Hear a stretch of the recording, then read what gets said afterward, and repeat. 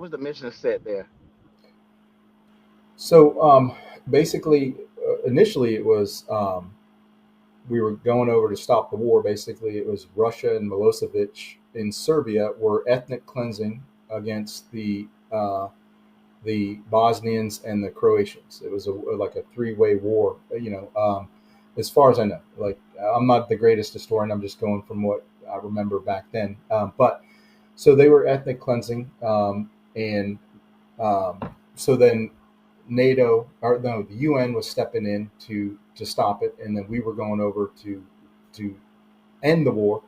Um, and I guess in '95 they shot down one of the Russians had shot down one of our. I think it was a U-2, but it was definitely a reconnaissance sort of airplane. And then we were kind of like, hey, as far as I know, we were like, hey, we're done with this. We're going to stop all of this. And so then we moved in, and it went, but it luckily quickly went from a a war to a peacekeeping mission.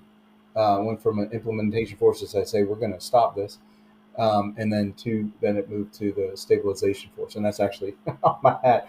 But I4S4, but that was it, and then we were there to just sort of keep the peace. Um, Afterwards, after '95 and '96, it just turned into we only had to worry about some rogue folks at that point. Like they just tell me that's why I was saying about snipers because we were concerned.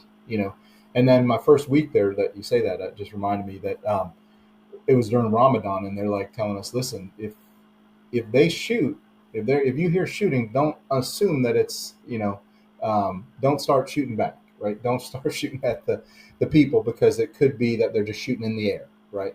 They're not shooting at you. So that was the sort of thing. But it was just ended up peacekeeping between. It actually right now with the Ukraine stuff, it actually reminds me a lot of that's been going on, over there. But obviously Russia and Milosevic they were winning, so we went in there to stop and put set up peace.